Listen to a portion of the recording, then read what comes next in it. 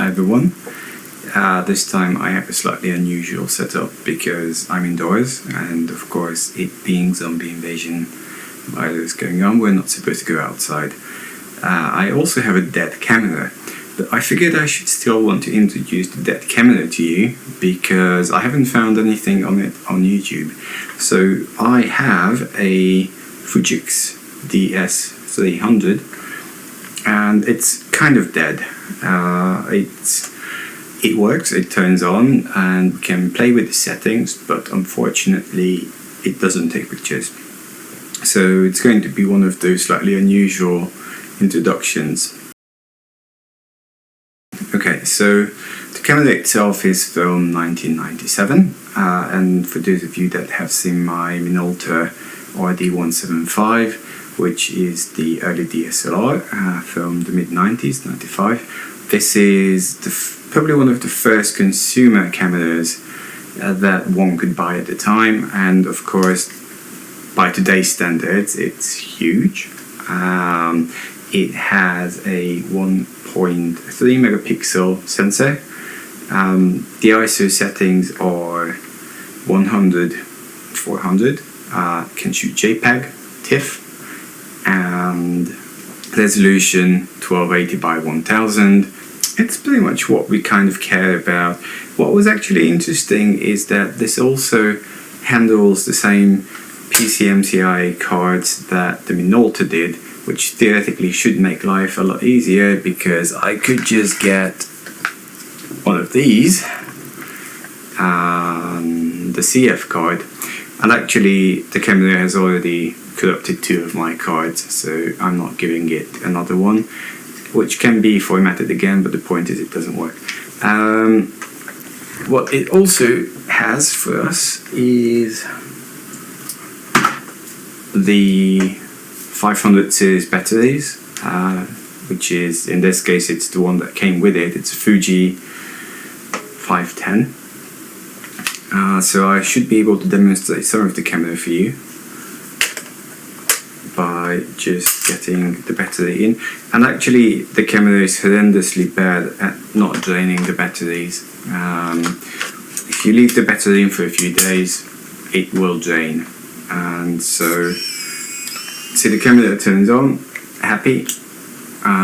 We have the settings here. We can turn to different modes, P, A, S, M. And we also have a settings dial, which control these settings down here. And there's a long-winded documentation online, which I'm not going to go through the whole thing now because it's not much point. But I think it's actually quite interesting to just demonstrate a few of the things, and of course it's going to be kind of dead demonstration. But you can set a flash, you can do erasing data, you can set the quality, ISO, and a few other things here. I have now switched into macro mode. It takes a flash. The zoom is here, and if I had the card in, it would be telling me how many shots it still has left. Now in terms of adapters, I have an optional adapter which I don't have, through which you could use a serial port to the old computer and transfer data to that one. Now in terms of what this looks like, if you look at it, it looks a lot like an old camera film. Like, this is where the card goes in, and I don't really see the point of sticking a card in, so I'll just put it empty. But that's how it goes in.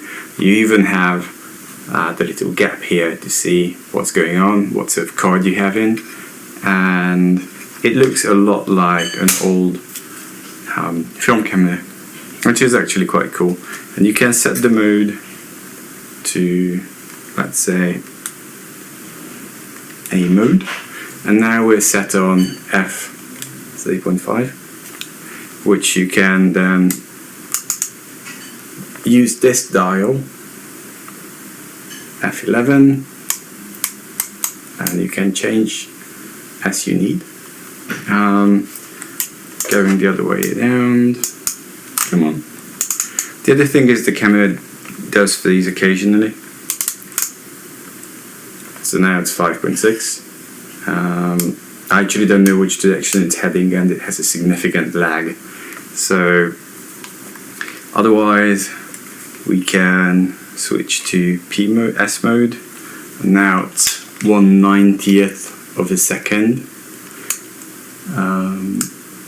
As I said, it's not particularly reactive, not doing anything. M mode, you can use the F value. Oh, there you go. So there's this button set, and if we use that, pressing that and using the dial, it then does the shutter speed. Okay, so that's kind of how it works. Again, sadly, I don't really have any pictures that I could show you, which is a bit of a pity, because it looks like a cool camera. It just cocks up all my CF cards. But if anyone has any good ideas how to handle this, how to make it work, then suggestions are very welcome, because I'd love to take it out when zombie invasion ends, of course.